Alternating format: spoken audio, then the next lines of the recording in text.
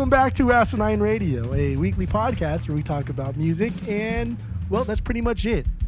So, let's go!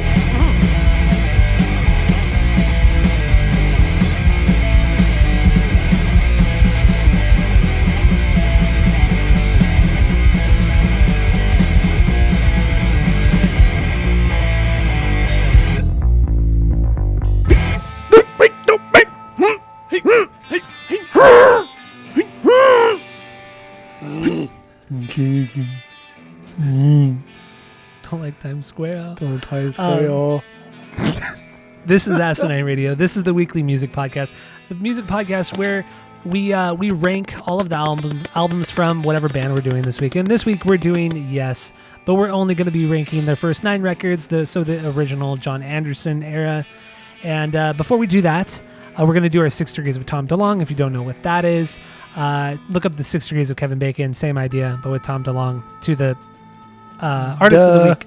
So go to Apple Podcasts, go rate, review, and subscribe to us on there. Follow us on social media at Asinine Radio.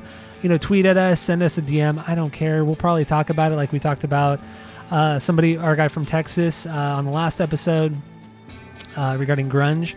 So let's just jump right into our 6 Degrees of Tom DeLonge, because why the hell not?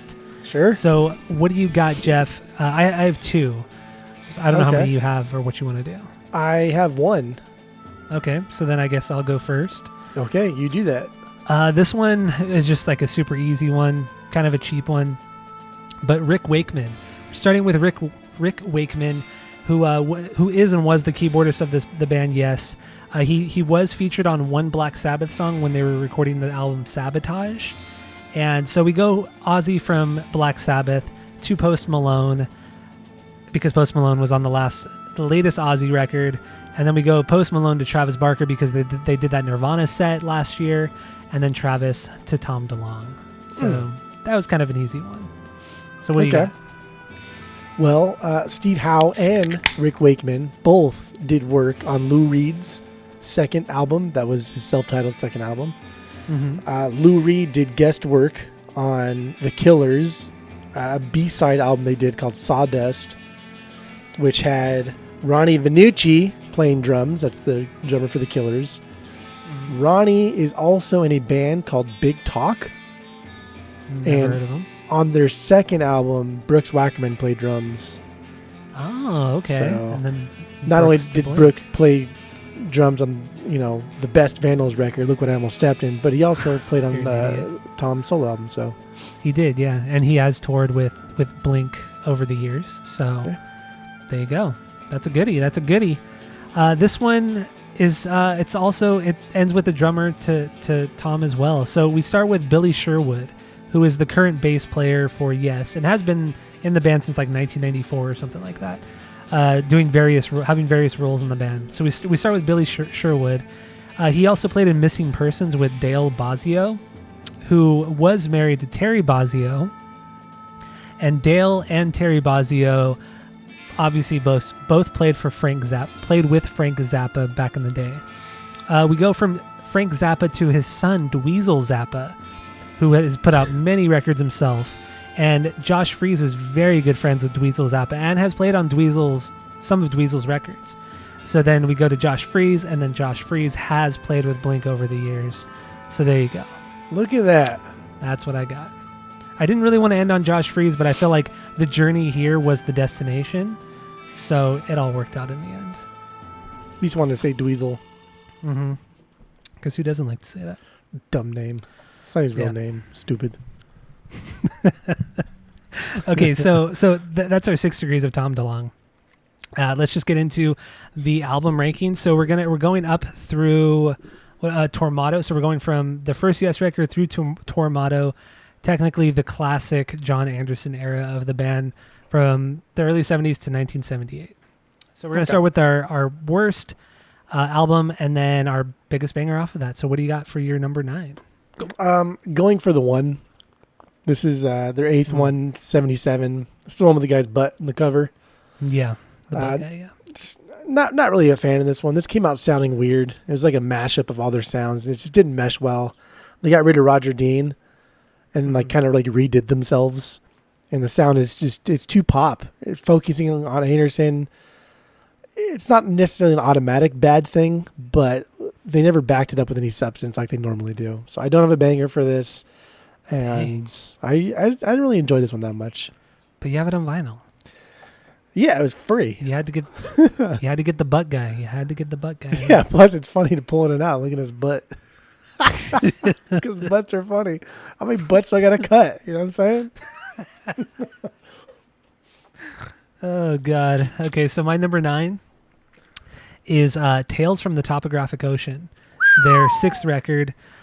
This one, it's a double album, and I was just kind of bored, honestly. It just didn't do it for me. A lot of it was really atmospheric, but not like fun. Not, I don't want to say fun, just it wasn't interesting. I was bored through a lot of this record. That is crazy. Yeah, it was just too much. It was just too much of this. I feel like they stretched themselves way too thin on this record. I don't have this on vinyl, and I don't think I'll get it on vinyl, even though it has a really cool cover. But if I had to choose a song, it's the song Ritual, just because halfway through it actually picks up, and it's exciting. Otherwise, it's just like drawn out, just kind of like almost like ballad. Like it's like almost like their versions of a ballad, like a prog ballad, and it's just kind of boring to me. So, Tales from a Topographic Ocean, or from Topographic Oceans, is my number 9. So, what do you got for number 8? You're already wrong. Yeah. So number 8, Tormato. That's their 9th album. 78. This one comes right after Going for the One, the Butt Cheeks album. and like the single from this album isn't even that good. And it's like a crazy popular single. I didn't write what the name was, so I don't even care what it was. And it's got this weird like funk vibe to it, but doesn't really go anywhere. And Steve Howe, like, dude, he's so good at the guitar. But in this one, he's just like writing his guitar the whole time and doesn't want to like make a song. He just wants to wank. And it's fucking irritating. And this is the only time I've ever like been really irritated by his guitar playing. There's some faster songs here and there, and actually some of the fastest songs like they've ever done. But I don't like his guitar sound. And like the way he plays guitar, I don't like it at all. I like his sound and his style, but he's just the same thing over and over and over on this album. And it's so annoying. And it's like their ugliest artwork, hands down. Oh, dude, it's the worst. Yeah, I'd rather look at the butt guy than look at this one. It just seems gross. I don't know. It's and not I feel like, good. And I feel like whenever we get the big bundles of records, like when we buy like 200 records at a time, this record's always in there. It's always this record. There. Yep. It pretty much, yeah. It's this record. You can almost be guaranteed this record's going to be in there. And I hate the cover. It's like, dude, it's their worst cover, easily their worst cover, and they have some really amazing stuff and really bad stuff. So yeah, Tormato's rough. Or the album. The album cover is, at least. Tormato and Going for the One better be next. Either one of those two better be next. Otherwise, this spot is probably over. I mean, we'll see. We'll see. So what was your favorite off of Tormato? I don't have a favorite. Oh, you don't? Okay, that's fun. I don't care. We're having fun here. So my number 8 is Relayer, their 7th record. What are you fucking... this was... What are you doing? Coming are off you of joking my ass right now? Coming off of Topographic Oceans, this is like a mini version of that. It just kind of stuck with that like prog ballad stuff that they were doing. And you know me, I'm not a balladman, so it was hard for me to get into it. I was a little bit bored. I can't really do a lot of their slower stuff, which they started doing later in this era of the band. And other than that, I mean, I guess a banger would be Sound Chaser. Just because it's chaotic at parts. I mean, Chris Squire's bass playing on it is pretty much killer throughout it. But that was like really the highlight of this record for me. Otherwise, it was just, there were some good guitar parts, but I don't know, it just didn't really do it for me. You are already 100% wrong. Like your rankings are wrong because you think Tormato is good and you think Going for the One is good. So you are wrong, and it's annoying already. So where we're at. All right. Okay, so then what do you got for number 7? Their first album, Yes. Yes is Yes. Okay, you're boring, 1969. Okay. It's not bad. It's just not, I'm not filled. I'm still hungry after this. I need more. and it's fine. I mean, they were a cover band at the time, and that's where they brought to the table. It was fine. Mm-hmm. Nothing really bad to say about this. Sweetness, the song Sweetness. I mean, it's a pop song more than anything else, but here's a band for like a brief second where they thought like letting the vocal melodies be the main part of the band was a good thing, but then there's still like a little bit of the background there where everyone's just kind of going really crazy, but it's so subtle. So it's kind of cool to see the beginnings of them getting better. Mm-hmm. So like starting with their first one, Yes is Yes, we're already at 2. Like a Yes is a 2, easy 2. Tormato and Going for the One are not 2s, and that's a fact. So we're already at 2s, and we're just gonna go up from there. Okay, yeah, correct. I'd say for me at this point, I'm not at the 2 range yet. Out of our 3-point rating system, yeah, I'm not at a 2 yet. So. My number 6 is it's Fragile. Go ahead. Or no, 7. What's your number? What's your real number 7? It's going for the 1. I thought, I thought I could get you. I thought I could get you. I'm sorry. You're stupid as shit. I know that, but you're not that stupid. Yeah, my number 7 is going for the 1. Their 8th record. I don't know how the fuck you think Topographic Oceans is worse than Going for the Ones, but that is just insane to me. You know. It was nice coming off of those last 2 of Topographic and Relayer. It was a little bit more stripped down. It was shorter songs. It wasn't as ambitious, I guess you could say. So it was a nice relief, and I enjoyed it. I enjoyed it, but I mean I don't know how often I'd ever really go back to this one, even though I have it on vinyl, which is wild too. But Going for the One, the title track.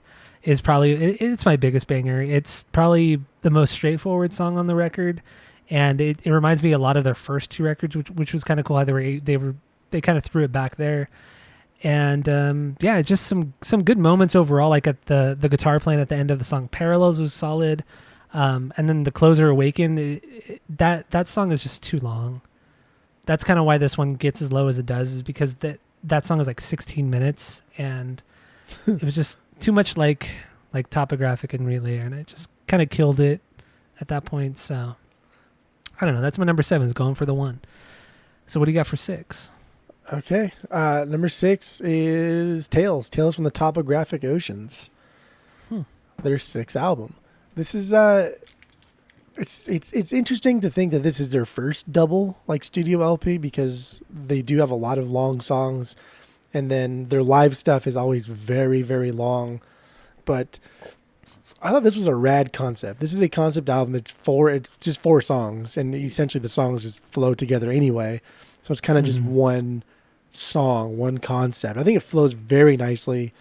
And it's overall just a good sort of like eerie and sometimes just comforting output. And there's a lot of emotions going on. I don't have a favorite song because it's just impossible. It's too conceptual to pick a favorite song, but I will say that it is long, and too long. I listened to this twice this week. It's the first time I fell asleep while listening to it. Oh my God. So I will say that it is long. Like every song was like fucking 20 plus minutes. Well, yeah, it's like one song per side. So you essentially only have 4 songs. Some of it gets so good. Yeah. But it's pretty long. Yeah, a little long. So did you listen exclusively on vinyl? Yeah. No Spotify? No Spotify at all? I did listen to the album of the week once on Spotify just so I can throw down some timestamps. But other than that, yeah, exclusive on vinyl. I'm not no fucking cuck, dude. I work for this. Okay, so my number 6 is Tormato, their 9th record. This album as a whole is a lot less proggy, so they were kind of going with the shorter songs similar to their first couple records. I do like that. I like how concise it is, and I do like that throwback. The only thing that I kind of didn't like was that they started to they've at this point they had started to move toward a lot of like Renaissance sounding type of like style, which it could be cool at times, but I don't know. It's whatever. And then I feel like this is the first time you hear like the big 80s synth sounds coming into their music, which like dominated their music from the 80s. So you heard it on this record, I feel like for the first time. But my favorite song on this one is Release. It's probably the most energetic song. It doesn't have, the Renaissance sounding stuff. It doesn't have the overuse of synth, which is nice, and it's just a solid song. So there's some great parts from Chris Squire and Steve on this record. So good stuff. So that's my number 6, Tormato. Damn. Okay. So what do you got for 5? All right. Time in a Word, their second album, 1970. Okay. This was a huge step forward for the band. So like from number 1 to number 2, we're talking massive steps. But every other release since then hasn't been like that big of steps. They've gotten better and refined, but the jump from their first album to this one, it was just massive. Especially in the prog market here. Like here they went sort of like full speed ahead into the prog and really dialed in what would eventually just get more and more technical. There's some really strong choruses like Sweet Dreams, but nothing's bad about this album. Like nothing is bad about this one, but it's just like they've done so much stuff that is so much better. But this album is really, really good. I love it. And this one took me forever to find on vinyls too. Pain in the ass. Yeah, this one that one I don't have on vinyl yet. So after this week, I'm probably gonna purge some of my Yes. Just throwing that out there. Yeah, I know. I'm only gonna keep my top 5. Are you running out of room? I mean, yeah, I kind of am running out of room, to be honest. Yeah, and knowing that I'm never gonna go back. I'm probably never gonna go back to Relayer. Never gonna go back to Tormato or Going for the One. I'm not gonna listen to those again. Okay. So all right. I gotta purge them. But from here on out, my number 5 on up, I'm going to keep going back to these records. So my number 5 is Yes. Yes is Yes. Their debut record. This one was just kind of going off of what you said. This is more of like a straight rock kind of record. There isn't a lot of prog on there, but it's a solid record. It's a lot of fun, and I enjoyed listening to it. My favorite song is Every Little Thing, because I don't know if you picked up on it, but the riff that they use is the riff to Day Tripper from the Beatles. It is the riff, but it's presented in like a more of a prog way rather than the pop rock that the Beatles were doing with that song. So I thought that was cool. It was really, really kind of cool. It was probably intentional because they covered they cover the Beatles, like that's it was through and through intentional, because I mean it's not even like they're trying to hide that it was the riff by like throwing like 1 or 2 notes off. Like it was the direct riff of that, the main riff to Day Tripper. But it sounded really good, and throwing their little like prog things into it, it's awesome. So I do have this record. I have their first record, so keeping this one. So that's my number 5 is Yes is Yes. So what do you got for number 4? Number 4. So mine are a little off because I do have drama in there. But let's see. Number 4 or 5. Right? Did I say Time in a Word? Yeah, you did. Okay. I didn't even say my favorite. I didn't say my biggest banger though. Oh, you did? Oh, I thought you did. I'm sorry. Yeah. No, don't be sorry. You're not sorry. Are you really sorry? I'm really sorry. Yeah. You're not really sorry. That's why I said I'm sorry. Every Days is a banger because it's fucking phenomenal. Bruford has a mesmerizing hi-hat, like jazzy triplet hit that he does. It's insane. And I mean, I'll say this multiple times throughout this episode, but there's a lot of Mars Volta stuff going on in this band. And especially in a lot of the instrumental parts, Omar's guitar, like their frantic stop and go shit. It's mind blowing stuff. And that song is fantastic. Mm-hmm. Number 4, right? 1, 2, 3, 4. Yeah, number 4. Yeah, you're at number 4. The Yes album, their third album. This is their first album with Steve Howe on guitar, and you can hear the difference almost immediately. Howe is a phenomenal player, and he has this like playful way of being technical without passing into like the pretentious category. He's still kind of like I don't know. He's not. He's super, super technical. He's super precise. He doesn't let a lot of notes bleed into each other. but it's not annoying and it's not like disrespectful to everybody else that is not that good at guitar. It's fun. But I mean, my favorite Yes song is from this album, the song that got me into this band. I've Seen All Good People. This is This was, I mean, well, I guess we'll talk about it in my intro, but this is my favorite Yes song, which I've Seen All Good People. It's really? Okay. It's fucking good. Okay, so that is your number 4 is the Yes album, their third record. My number 4 is Time in a Word, their second record. This one I don't have on vinyl. I would love to have this one. I think this record is just amazing, and like you, my favorite song is Every Days. It's the jazz drumming on the jazz hi-hat that like completely drew me in, and I was blown away. I loved it. It's a great jazz prog rock song, like I guess maybe like the earliest version of a jazz fusion record without sounding cheesy. It's really fucking good. I thought it was great. It really is. He's so damn good sometimes. And overall, the album, I feel like this is where obviously they started to take more chances, and there's a lot of jazz and a lot of southern rock on this record. But the way they blended those two genres together, I felt it worked so well for them. Definitely like a huge progression for the band was Time in a Word, and I need to get this on. This is the only one in my top 5 that I need to get on vinyl. I have everything else on vinyl in my top 5. This one cost me $5 when I finally saw it, but I've seen it once and never again. And I have the US version, not the UK version, where it shows like the boobies on the front. I have the stupid US version, which shows all of them just taking a picture. But I've only seen it once. It was like $5, but I've never seen it again. Interesting. I wonder why. Yeah, I've never seen it either. It's just why that is. I just don't think it's a popular album by them. I don't think it's worth anything, but it's just not popular. So nobody fucking cares. And it's probably in a lot of lots that people give away or whatever. I don't know. But I feel like a lot of their records that I see a lot aren't the popular records.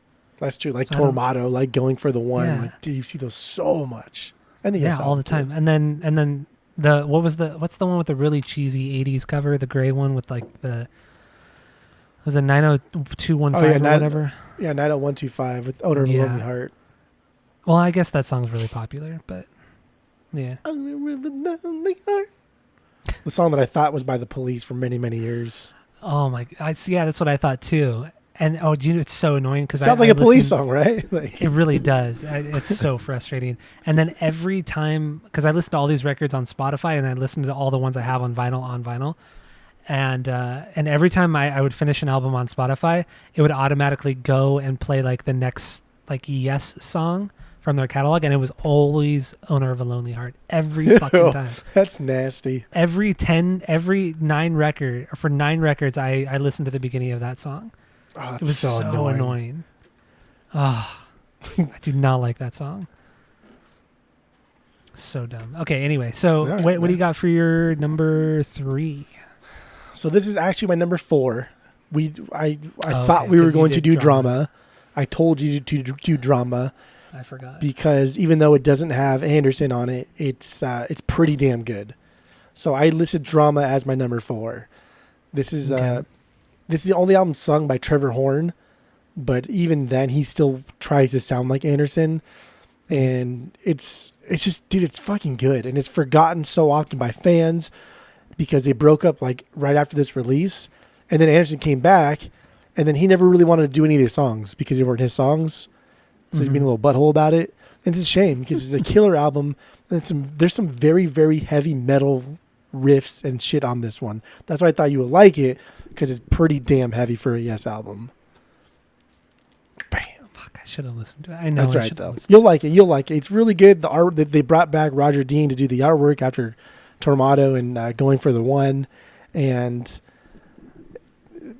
like the second half of this is a little bit poppier than the first half, but the first track, called Machine Messiah, is 10 minutes long, and dude, it's fucking metal. It starts off with a pretty heavy metal like riffage going on, and it plays around a lot, but it always comes back to that heaviness.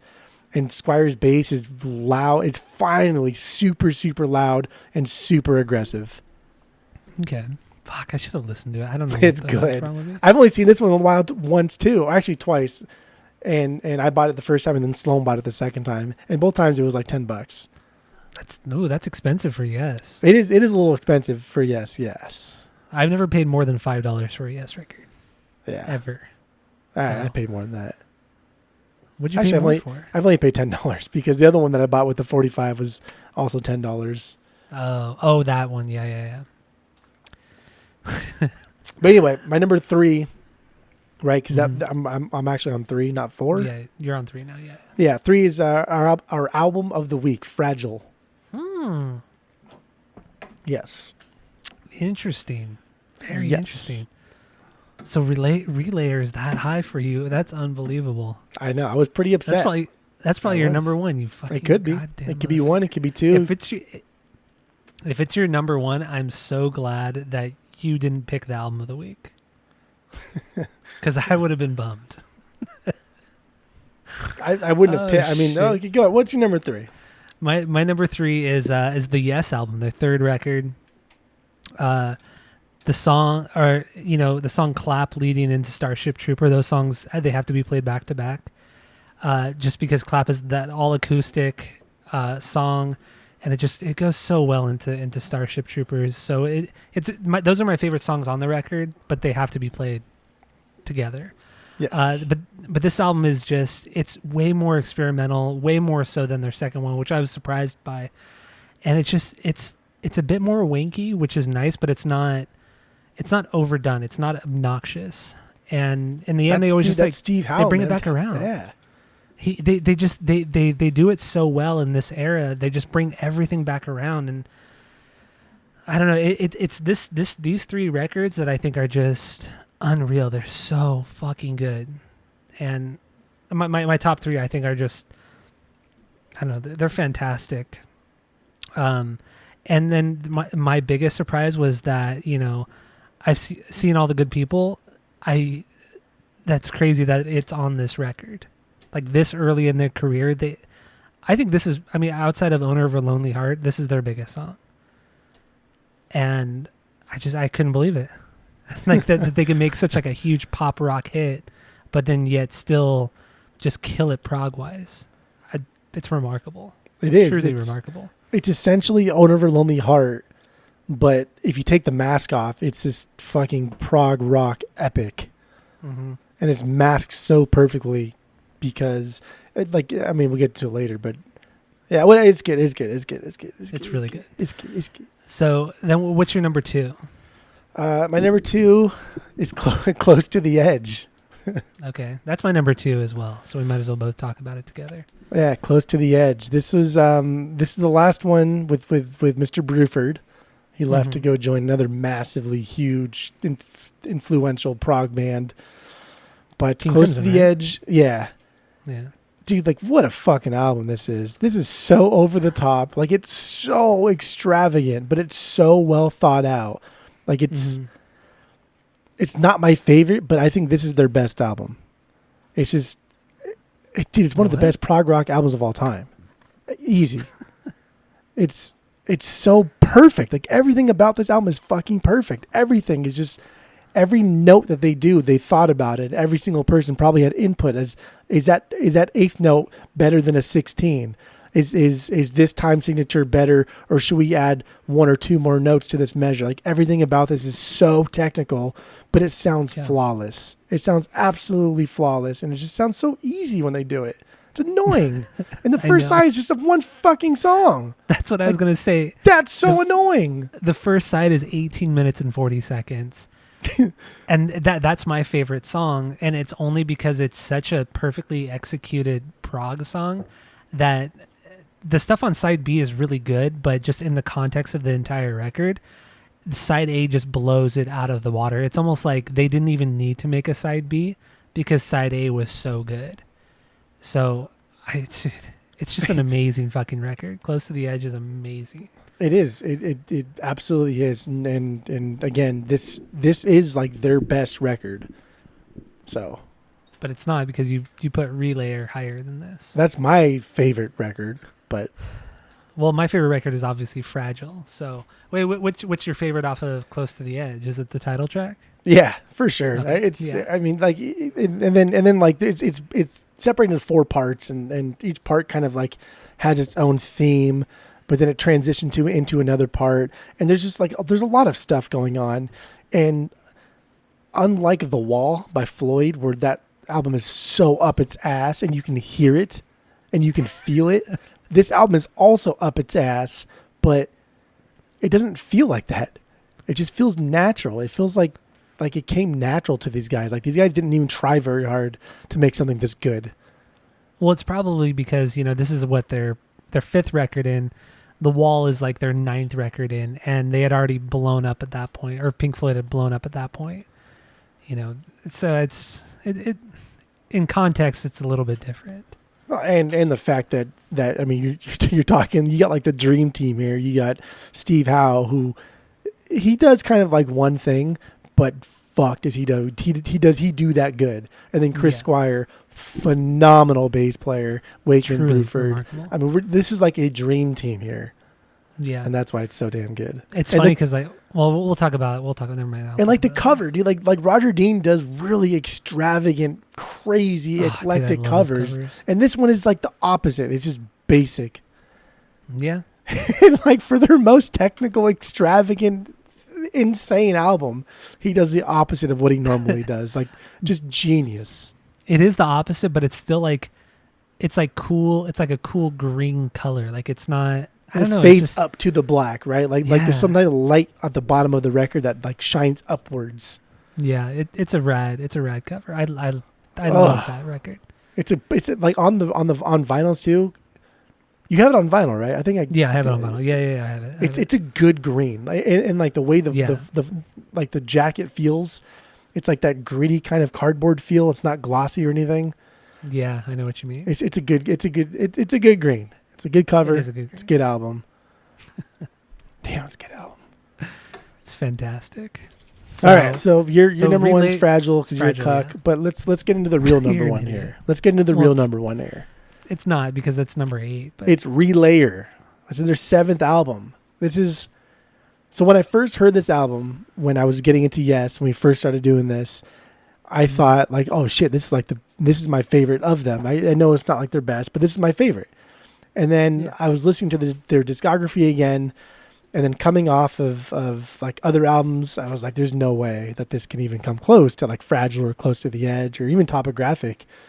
But it did. Dude, it blew me away again. The first side is just one song, and it has my favorite guitar playing by Howe. I love his sound. I love his tone. I love his style.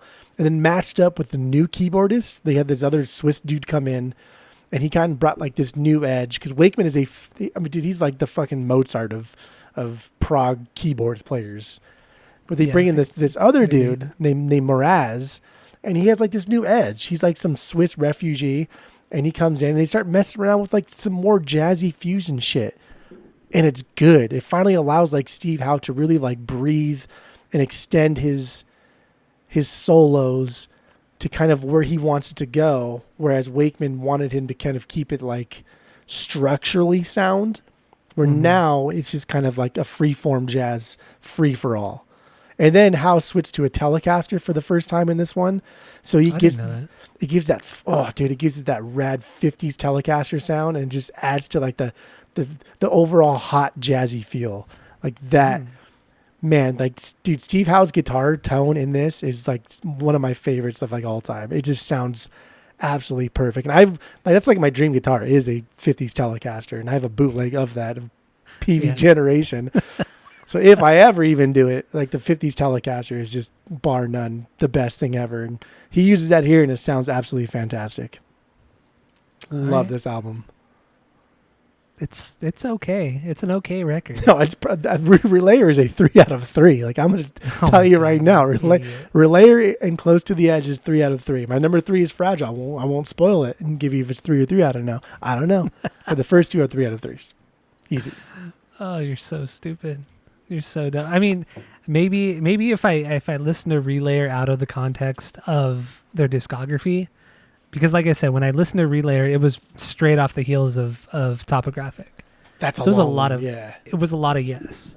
So maybe I would give Relayer a higher ranking, but at this point, no, it's Just do me a the mini favor, of it. and before you get rid of Relayer, listen to it one more time and just really focus on the sound of Howe's guitar. Okay, I will. You'll like it. It's good. I will. Plus the artwork. I like the artwork on the Relayer record too. Yeah, it's very like monochromatic, right? A lot of grays, Yeah. whites, and it's just dude. Ryder Dean is just a fucking genius. Great He's artist. so good. Absolutely. All right. So we got anything else about the rankings, or should we just end this and then get into the main episode? Yeah, end it. Get into the main episode. Fragile.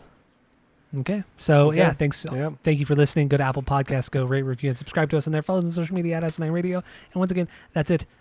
That's all.